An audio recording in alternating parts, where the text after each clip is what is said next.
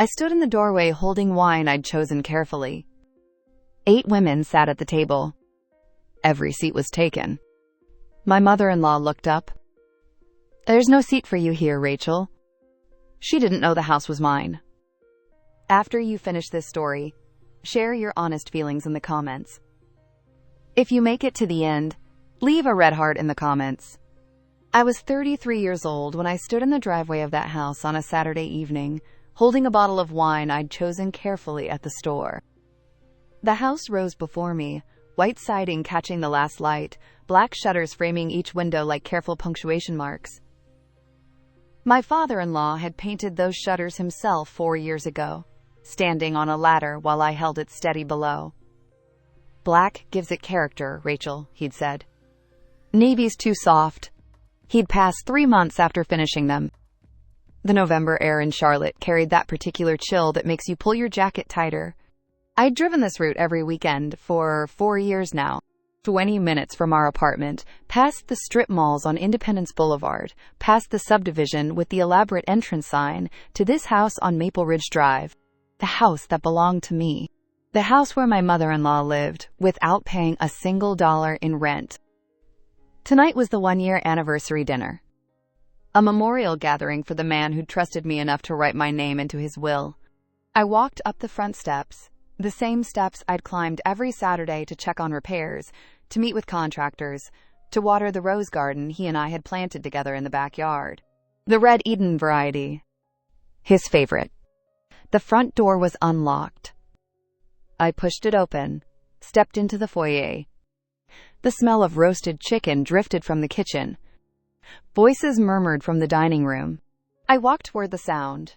The dining room table was set with the good china, the plates with the delicate blue rim that had been Robert's mother's. Candles flickered in crystal holders I recognized from their wedding photos. 8 people sat around the table.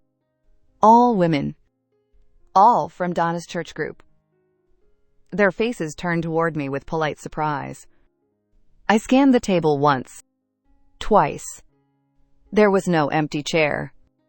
No place setting waiting for me. My hands tightened on the wine bottle.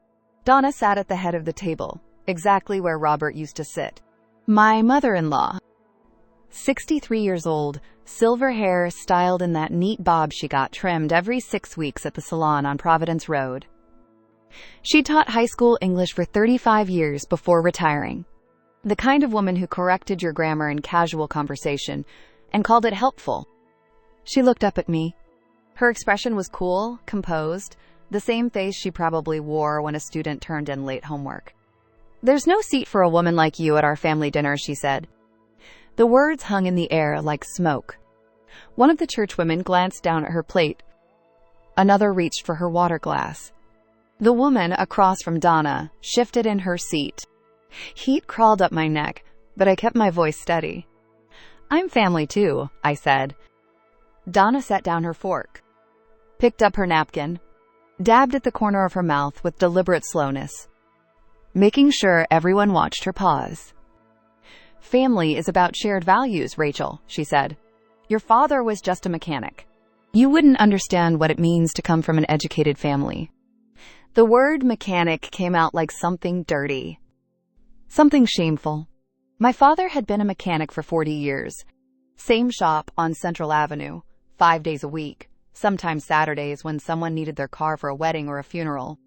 He'd come home with grease under his fingernails and put me through college on that salary. Paid for my textbooks, my meal plan, my cap and gown. Never once made me feel like I owed him anything for it. I looked past Donna to my husband. Jason sat to his mother's right, staring at his water glass like it contained the answers to questions he was too afraid to ask. His jaw was tight.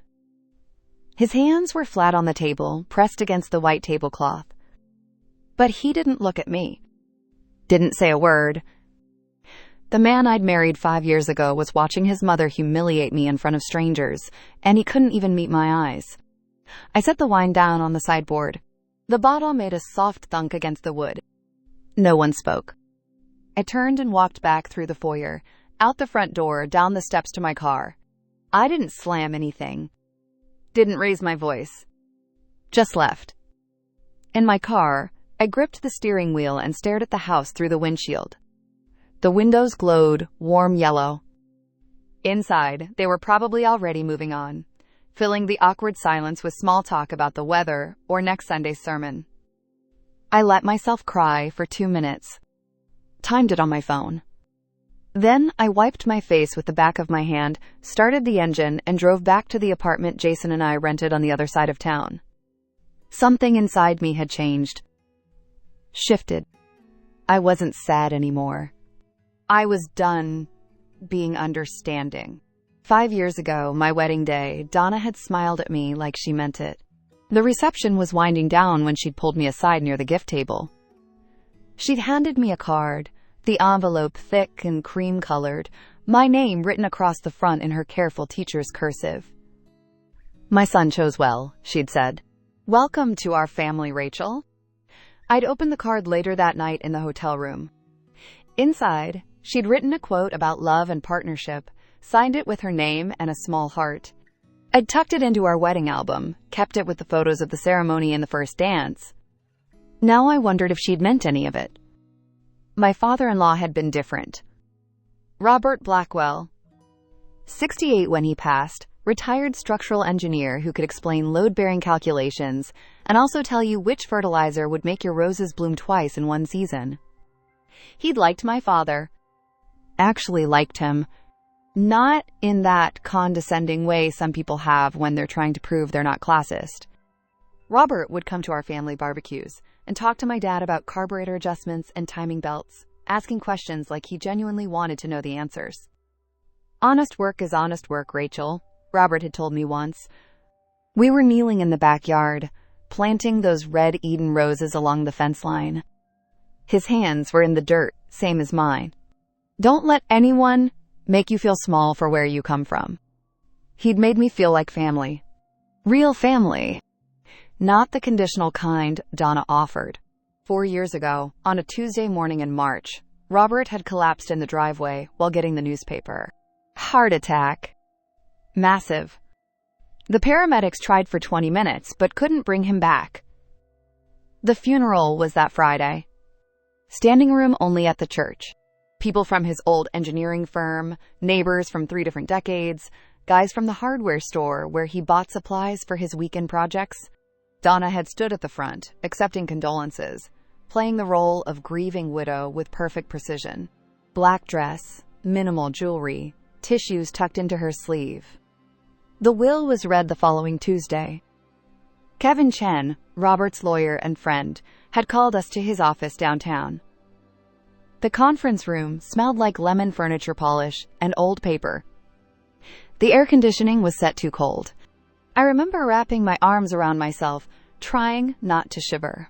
Kevin sat across from us with the document in front of him.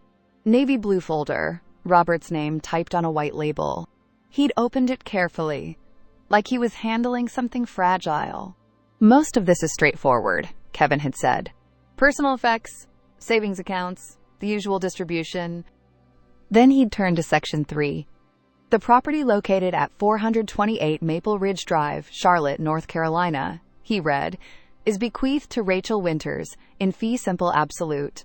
Donna's face had gone white. Actually white, like someone had drained the blood from her skin. She'd stared at Kevin, then at me, then back at Kevin.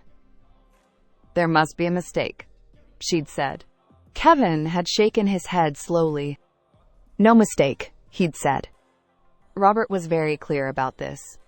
Donna had opened her mouth to say something else, but Jason had put his hand on her arm. "Mom," he'd murmured. "Not now." Robert had told me about this decision 6 months before he died. We'd been in the backyard again, checking on the roses. The red Edens were starting to bud, tight little knots of potential waiting to unfold. "Rachel," he'd said, "this house is yours, when I'm gone. I've already talked to Kevin about the paperwork." I'd started to protest, but he'd held up a hand. "Donna will need a place to live, and I'm trusting you to make the right decision about that," he'd continued. "But the house is yours. Not hers. Yours. You understand?" I'd nodded. "Why me?" I'd asked.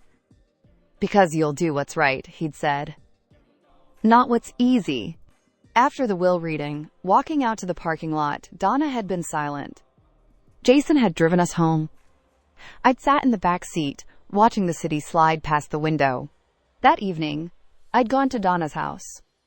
Our house. My house. She'd been sitting at the kitchen table with a cup of tea, staring at nothing. "Donna," I'd said, "you can stay as long as you need. Don't worry about rent or anything like that. This is still your home." She'd looked at me then. Really looked at me. For a moment, I'd thought I saw gratitude. Maybe even warmth. "Thank you, Rachel," she'd said. "That's very generous." I'd thought I was honoring Robert's wishes. Doing the compassionate thing. Being the kind of daughter-in-law he'd believed I could be. That was 4 years ago. When I got home from the disaster dinner, I sat down at the kitchen table and opened my laptop. The apartment was quiet. Jason was still at his mother's house, probably helping her clean up, probably listening to her complain about how rude I'd been to leave without saying goodbye. I'm a property manager for Davidson and Associates, a mid-sized real estate firm with offices in South Park. I spend my days reviewing leases, coordinating maintenance requests, tracking repair invoices, making sure everything is documented properly. I keep records of everything. It's part of who I am. What I hadn't fully realized until that moment was that I'd been keeping records of Donna's house too. My house. The house Robert had left me.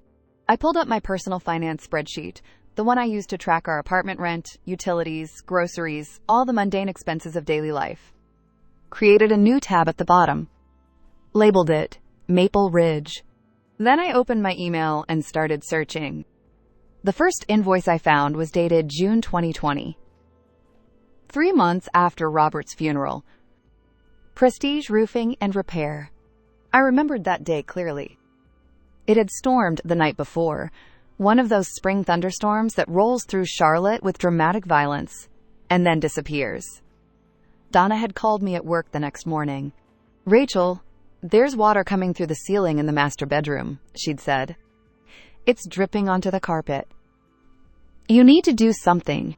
I'd left work early, driven over to assess the damage. The ceiling had a spreading dark stain, water pooling in the light fixture. I'd called 3 roofing companies, gotten estimates, chosen the middle bid. $8,000 to replace a section of the roof and repair the water damage inside. I'd paid it from my savings account, filed the receipt in my home office folder labeled House Maple Ridge. Moved on.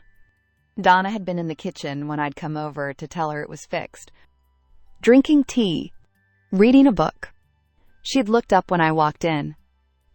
"All taken care of," I'd said. "New shingles, fresh drywall in the bedroom. Should be good for another 20 years. She'd nodded. "Well, it's your house," she'd said. "So of course you should pay for it." No thank you. No acknowledgement that she was the one sleeping in that bedroom, living under that repaired roof. Just matter-of-fact acceptance. I entered the amount into my spreadsheet now. Roof repair, $8,000. 6 months after the roof, middle of July, the air conditioning died. I remember the call. I was at my desk at work, reviewing a lease agreement for a new tenant, when my phone rang. Donna. "Rachel, the house is unbearable," she'd said. "The air conditioning stopped working. When can you fix this?" Not a request. A command. I'd called an HVAC company on my lunch break. Emergency service. They could come out that afternoon. I'd driven over after work to meet the technician. He was already there when I pulled up, a young guy with a clipboard kneeling next to the outdoor unit. "The compressor's shot," he'd said when he saw me. "System's about 15 years old. You could replace just the compressor, but at this age you're better off replacing the whole unit." "How much?" I'd asked. He'd tapped his pen against the clipboard. "New system, installation, disposal of the old unit," he'd said. "You're looking at around $6,500. I'd felt my stomach drop. $6,500. "Can you do it this week?" I'd asked. "It's too hot for her to stay here without AC." He'd nodded. We can have a crew out tomorrow. Inside, Donna had been sitting in the living room with a battery-operated fan pointed at her face. She'd looked up when I walked in. Well, she'd asked. New system, I'd said. They'll install it tomorrow. She'd nodded. Good, she'd said. This heat is dangerous for someone my age. I'd paid the $6,500 the day after installation. Gotten the invoice emailed to me. Filed it in the same folder. HVAC replacement, $6,500. Now I entered it into the spreadsheet. The numbers were starting to add up. 2 years ago, Thanksgiving, Donna had decided to host. She'd invited her side of the family, relatives I barely knew. Her sister from Raleigh, 2 cousins, an aunt who still lived in the house where Donna grew up. I'd offered to help with the cooking. Brought over a green bean casserole the day before, my grandmother's recipe. Cream of mushroom soup, French fried onions, the whole thing. Donna had been in the kitchen when I arrived, rolling out pie dough on the counter. She'd glanced at the casserole dish in my hands. You can put that in the fridge, she'd said. The next day, Thanksgiving afternoon, I'd shown up early to help set the table. Jason had come with me. His cousins were already there, drinking wine in the living room, catching up. I'd carried my casserole to the kitchen, started to put it in the oven to heat. Donna had been basting the turkey. She'd looked over, seen what I was doing. Oh, Rachel, she'd said, your cooking is rustic. Let me handle the main dishes. You can just set the table. Her sister had been standing right there. Had heard the whole thing. She'd given me this tight, uncomfortable smile. Rustic meant unsophisticated. Meant not good enough. Meant working class. I'd set the casserole aside. Spent the next hour folding napkins and arranging silverware while Donna and her sister laughed in the kitchen. When we'd all sat down to eat, my casserole hadn't even made it to the table. Jason had noticed. Where's your dish? He'd whispered. I'd shaken my head. Doesn't matter. But it had mattered. Now, sitting at my laptop, I could still feel that small, hot ball of shame in my chest. 3rd year, the main sewer line had backed up. It was February, freezing rain coming down, when Donna had called. Rachel, something's wrong with the plumbing, she'd said. The toilet in the main bathroom won't flush. I'd called an emergency plumber. He'd come out with a camera to inspect the line. Tree roots, he'd said. They've infiltrated the main sewer line. We need to excavate and replace this section. The estimate had been $3,500. I'd stood in the rain watching them dig up part of the front yard, water soaking through my jacket, wondering how many more of these calls I was going to get. Plumbing repair, $3, $500. I kept scrolling through my email, pulling up every invoice, every receipt. Water heater replacement, $1, $200. Gutter cleaning and repair, $800. Fence panel replacement after a storm, $400. Termite inspection and treatment, $600. New garbage disposal, $250. Kitchen faucet replacement, $180. Every single expense I'd paid. Every single time, Donna had treated it like my responsibility. Because it was my house. My name on the deed. The total at the bottom of the column was climbing. $18,000 in repairs over 4 years. But that wasn't the whole picture. I created a new section in the spreadsheet. Labeled it Rent Equivalent. Then I opened a real estate website and searched for rental properties in Donna's neighborhood. 3-bedroom houses. Similar square footage. Same school district. The listings came up. $1,500 a month. $1,600. $1,450. I calculated the average. $1,500 per month. Donna had been living in that house for 48 months. 4 years. No rent. No utilities except what she chose to pay. I'd even covered the property taxes. I typed the formula into the spreadsheet. $1, 500 times 48 months. The number appeared. $72,000. I sat back in my chair, stared at the screen. $72,000 in rent she'd never paid, added to the $18,000 in repairs. Total value provided, $90,000. $90,000. That was more than I made in a year as a property manager. That was a down payment on a house. That was my salary from Davidson & Associates for nearly 2 years, after taxes. That was 4 years of my life spent subsidizing a woman who just told me I wasn't good enough to sit at her table. My phone buzzed on the table next to me. Text from Jason. Mom's upset. Can you please just apologize? I read the message 3 times. My hands were shaking. Not from sadness. From anger. He wanted me to apologize. For what? For being insulted? For having a father who worked with his hands? For not being educated enough for Donna's family dinner? I set the phone down without responding. For 4 years, I'd driven to that house every weekend. Not because I lived there. Not because I had to. Because I thought it was the right thing to do. I'd checked on repairs. Scheduled contractors. Met with plumbers and roofers and HVAC technicians. Paid invoices out of my own savings account. Filed every receipt in my home office like the organized property manager I was trained to be. Every Saturday, I'd weed the rose garden. The red Edens Robert and I had planted together. I'd prune them, fertilize them, spray them for aphids. Donna would watch from the kitchen window, sipping her tea. I don't do yard work, she'd said once, when I'd asked if she wanted to help. It's too dirty. Last Christmas, I'd been in the kitchen washing dishes after dinner. The relatives had gone home. Jason and Donna were in the living room. I could hear their voices carrying through the doorway.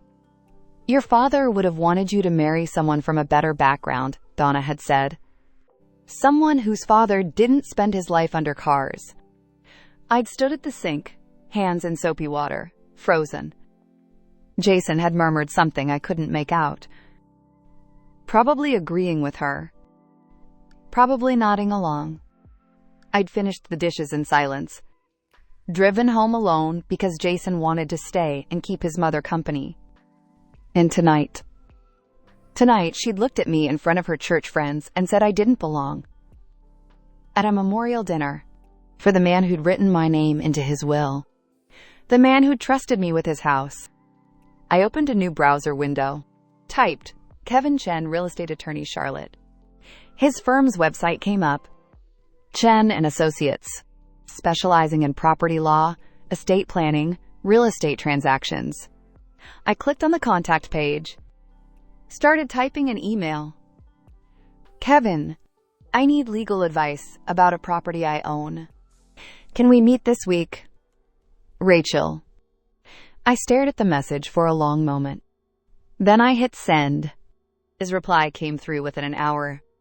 I was still sitting at the kitchen table, the spreadsheet still open on my laptop. Rachel, Tuesday at 2 p.m. work for you? My office downtown. Kevin? I typed back immediately.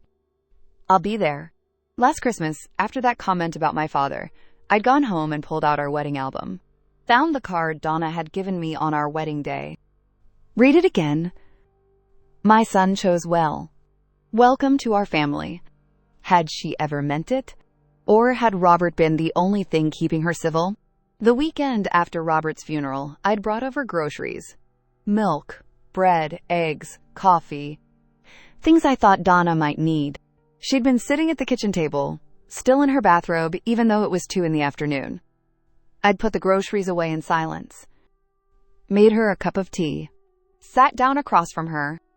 If you need anything, I'd said, anything at all, just call me. She'd nodded, sipped her tea. You know, she'd said after a moment, Robert always said you were practical. Good with numbers. He appreciated that. It had felt like a compliment at the time. Now I wondered if she'd just been sizing me up. Figuring out how useful I could be. 4 years of usefulness. $90,000 worth. Kevin's office was downtown. in one of those old buildings on Tryon Street that still had the original hardwood floors and crown molding. Real brass nameplates on the doors instead of printed paper. I arrived 15 minutes early on Tuesday. Sat in the waiting room with my folder of documents, trying to keep my breathing steady. The folder contained everything. The will. The deed. 4 years of receipts and invoices. The spreadsheet, printed out. The receptionist smiled at me from behind her desk. "Can I get you some water?" she asked. I shook my head. "No, thank you." At exactly 2 o'clock, Kevin came out. He was younger than Robert had been, maybe 45, with reading glasses pushed up on top of his head. "Rachel," he said, gesturing toward his office. "Good to see you. Come on back."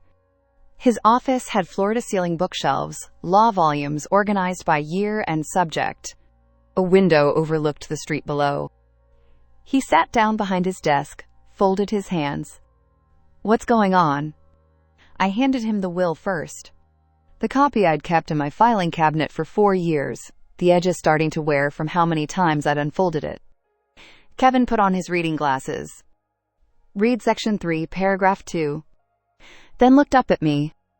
"This is pretty clear," he said. "You own the property in fee simple absolute." "I know," I said. I looked it up after the reading.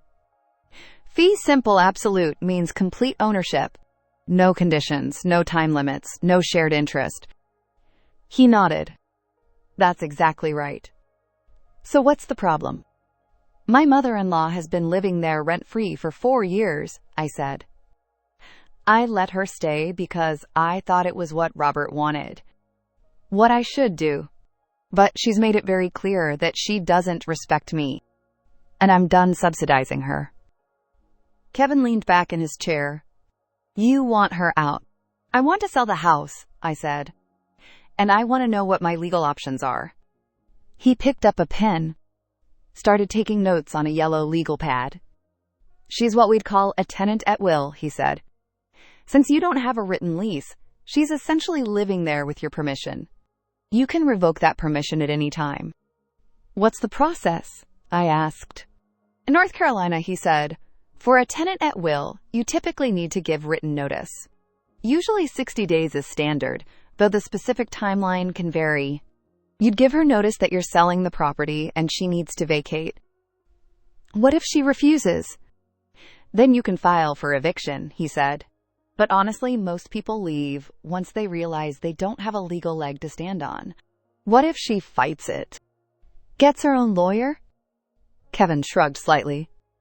"She can try, but she doesn't have a case. You own the property outright. It's in your name. You have the will to prove how you got it. She's been living there as a favor, not as a right." I felt something settle in my chest. A kind of cold clarity I hadn't felt in days. "How do I start?" I asked. "I'll draft the notice," Kevin said. "Official letterhead. Proper legal language. You'll also want to get the property appraised so you know what to list it for. After that, it's just a matter of following through." I handed him the spreadsheet then. The printed version. All the numbers lined up in neat columns. "This is what I've spent over the past 4 years," I said. "Repairs and the rental value of letting her live there for free." He studied the document. His eyebrows went up slightly when he reached the total. $90,000, he said quietly. "Yes." "Rachel," he said, looking up at me, "you understand that legally, you don't know her anything. You've been more than generous. Nobody would fault you for wanting to sell." "I know," I said. He nodded. "Give me a couple days to draft the notice. I'll email it to you." That week, everything moved fast. Wednesday morning, I called the appraiser Kevin had recommended. Martinez Property Appraisals. Professional, licensed, someone who'd done work for Kevin's clients before. The woman who answered was efficient. "We can have someone out Friday afternoon," she said. "Does 2 o'clock work?" I met the appraiser at the house. His name was David, mid-50s, carrying a clipboard and a digital camera. Donna was in the kitchen when we arrived. She looked up from her crossword puzzle. "Who's this?" she asked. "Property appraiser," I said. "I'm getting the house valued." Her face went tight. "Why?" "Because I'm selling it," I said. She opened her mouth to say something, but I turned and followed David into the living room. He spent an hour going through the house, measuring rooms, taking photos, checking the roof, the foundation, the HVAC system I'd replaced 2 years ago. In the backyard, he paused at the rose garden. "These are beautiful," he said. "Well maintained." "My father-in-law and I planted them," I said. He made a note on his clipboard. "Landscaping adds value." When he finished, we stood in the driveway. "I'll have the report to you by Monday," he said. "But based on comparable sales in this neighborhood, you're looking at somewhere between $340 and $360. $350,000. I thanked him, watched him drive away, stood there for a moment, looking at the house. White siding, black shutters, the rose garden blooming along the back fence. Robert's house. My house. Inside, Donna was waiting. "Rachel, we need to talk," she said. "No," I said. "We don't. You can't just sell this house out from under me," she said. "It's not under you," I said. "It's mine." The will was very clear. "But where will I go?" "That's not my problem," I said. Her face went red. "After everything I've done for this family, what have you done?" I asked. "Specifically, what have you done?" She sputtered. "I raised Jason. I was a good wife to Robert. And Robert left the house to me," I said. "Not to you. To me. That should tell you something." I walked out before she could respond. Kevin emailed me the notice on Friday evening. I read it on my laptop, sitting at the kitchen table in our apartment. To Donna Blackwell. From Rachel Winters. R.E. Notice to vacate. This letter serves as official notice that the property located at 428 Maple Ridge Drive, Charlotte, North Carolina, will be sold.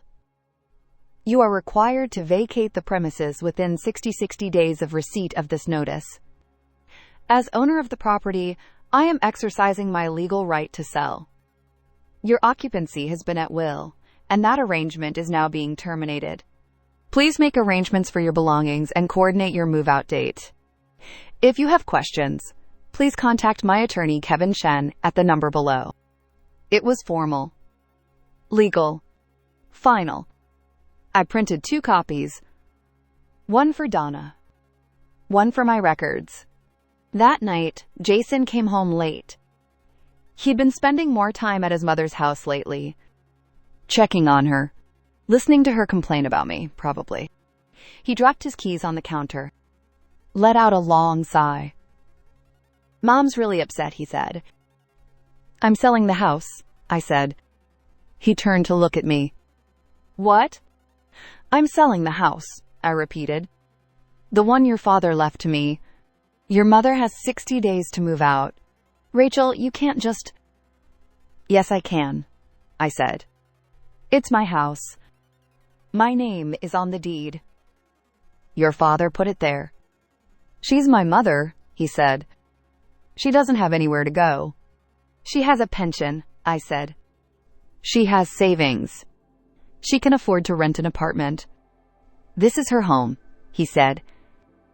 "No," I said. "This is my house. And I've been letting her live there for free for 4 years. 4 years, Jason. Do you know how much that's cost me?" He didn't answer. $90,000, I said. "I've spent $90,000 on repairs and covering what should have been her rent." "That's not." "It is," I said. "I have every receipt, every invoice, every bank statement. I tracked it all." He looked at the floor. "Last Saturday, your mother told me I didn't belong at a memorial dinner for your father," I said. "She said my father was just a mechanic, like that's something to be ashamed of. And you sat there. You said nothing." Jason, I continued, you sat there and let your mother humiliate me in front of strangers. In the house your father left to me. He was quiet for a long moment. I'm sorry, he finally said. Sorry isn't enough, I said. I stood up, handed him a copy of the notice. This is happening, I said. You can support me, or you can support her. But you can't have both. Saturday afternoon, I drove to the house. The notice was in an envelope on the passenger seat. Donna's car was in the driveway. So were two others I recognized from the church parking lot. Her friends were here. Good. I walked around to the backyard. Donna was sitting at the patio table with two women, both in their 60s, drinking iced tea from tall glasses. They were laughing about something. The laughter stopped when I came through the gate. Rachel, Donna said, her voice bright. Fake. What a nice surprise. I need to give you this, I said. Held out the envelope. She took it, still smiling for her friends. What is it? Open it, I said. She unsealed the envelope, pulled out the letter, started reading. I watched her face change. The smile disappeared. Her skin went pale. Her hand started to shake slightly. What is this? She asked. I'm selling the house, I said. You have 60 days to find another place to live. Her friends shifted in their seats. One of them looked down at her tea. The other glanced between us, uncomfortable. You can't do this, Donna said. I can, I said. And I am. This is my home, she said, her voice rising. No, I said. It's my house. Your husband left it to me. Not to you. To me? One of the friends stood up. I should probably go, she murmured. Donna didn't even look at her. You said I didn't belong at your family table last week, I continued. You said my father was just a mechanic. You said I wouldn't understand what it means to come from an educated family. Well, this is my house, Donna. And I've decided you don't belong here. Her face went red. After everything I've done, what have you done? I asked. I've paid for every repair. I've covered 4 years of rent you should have been paying. I've maintained the garden. I've handled every contractor, every invoice, every problem. What exactly have you done except live here for free and treat me like I'm beneath you? The second friend was gathering her purse now, making excuses about needing to leave. My husband would never have wanted this, Donna said. Your husband left the house to me, I said. He trusted me to make the right decision. And I have. Both friends were walking toward the side gate now. Hurrying. You have 60 days, I said to Donna. If you have questions, call my lawyer. His number's on the notice. I turned and walked away. Behind me, I heard Donna's voice, shaking. Rachel, wait. I didn't stop. 2 weeks later, Jason was sleeping on the couch. He'd been there since the night I'd given him the notice. Coming home late, leaving early, barely speaking to me. Then one night, he sat down at the kitchen table while I was making dinner. I need to talk to you, he said.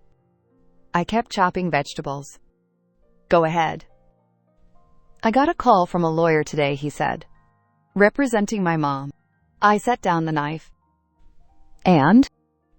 He wanted to know if there was any way to contest the will, Jason said.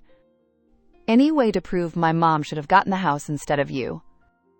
I waited. I told him no, Jason continued. I told him my father was very clear. That he left the house to you intentionally, and that my mom doesn't have a case. I looked at him then. Really looked at him. I'm sorry, Rachel, he said. For all of it. For not standing up for you at the dinner. For not seeing how she's been treating you. For asking you to apologize when you had nothing to apologize for. He ran his hand through his hair. I've been thinking about what you said, he continued. About the $90,000. I didn't realize. I should have paid more attention. I should have helped more. You should have defended me, I said. I know, he said. And I'm sorry I didn't. I was trying to keep the peace. But I see now that wasn't fair to you. You needed a husband, not a mediator. I turned back to the cutting board. Your mother called me this morning, I said. Left a voicemail asking if we could talk. What did you say? I didn't call back, I said. There's nothing to talk about. Jason nodded slowly. What do you need from me? He asked. I need you to choose, I said. Me or her? Not both. Not anymore. One of us. He was quiet for a long moment. I choose you, he said. 3 weeks later, I was at work when Kevin called. Rachel, he said, I just got off the phone with Donna's lawyer. She's going to vacate. No fight. She's found an apartment, and she'll be out by the deadline. I felt relief wash through me. Thank you, Kevin. There's one more thing, he said. She wants to take some furniture. Pieces that belong to her and Robert. Is that okay with you? As long as she's gone, I said. The house sold 2 months later. $355,000. A couple with 2 kids bought it. They loved the rose garden. Donna moved into a 1-bedroom apartment in Dilworth. Nice area. Walking distance to shops and restaurants. She could afford it easily on her teacher's pension. Jason and I started marriage counseling. Dr. Patricia Chen, no relation to Kevin. We went every Tuesday evening. Talked about boundaries. About family dynamics. About learning to put each other first. It's still ongoing. Some damage takes time to repair. With part of the proceeds from the sale, I set up a scholarship fund. The Robert Blackwell Memorial Scholarship. For students from working-class families pursuing degrees in STEM fields. $5,000 a year. I thought Robert would have liked that. Before the new owners moved in, I went to the house one last time. Walked through the empty rooms. Stood in the backyard where Robert and I had planted roses. I dug up one of the red Eden bushes. Carefully. Wrapped the roots in burlap. Carried it to my car. Now it's on our apartment balcony. In a large terracotta pot. It blooms every spring. Deep red flowers with that perfect spiral form. A reminder. Some things are worth keeping. Some things you have to let go. Looking back, I learned something about inheritance that I didn't understand when Robert died. It's not just about property or money. It's about trust. My father-in-law trusted me to make my own decisions, even when they were hard. Even when they made other people angry. He put my name on that deed because he knew I'd do what was right, not what was easy. If someone leaves you something in their will, make sure you understand what that means. Get a copy of the will. Read every word. Know your rights. Look up the legal terms you don't understand. Fee, simple, absolute. Those 3 words changed everything for me. They meant I owned that house completely. No conditions. No time limits. No one could take it from me. And if someone is living in your property, understand the legal relationship. Are they a tenant with a lease? A co-owner with rights? Or a guest staying with your permission? That distinction matters. Kindness without boundaries isn't kindness. It's just another way of losing yourself. I spent 4 years trying to honor what I thought Robert wanted. Taking care of his wife. Maintaining his house. Being the dutiful daughter-in-law. But Robert had also told me something else. Don't let anyone make you feel small. It took me 4 years and $90,000 to understand what he meant. I'm not cruel for selling that house. I'm not heartless for asking my mother-in-law to leave. I'm just someone who finally chose herself. And that rose bush on my balcony? Every time it blooms, I remember. Robert trusted me to make the right decision. Even when it was hard. Even when it made people angry. Even when it meant saying no to someone who thought they deserved yes. He was right to trust me. If you were in my position, what would you have done? What does family really mean to you? Between forgiveness and protecting yourself, which matters more? If this story touched your heart, please like and subscribe. Your support helps me keep sharing these stories.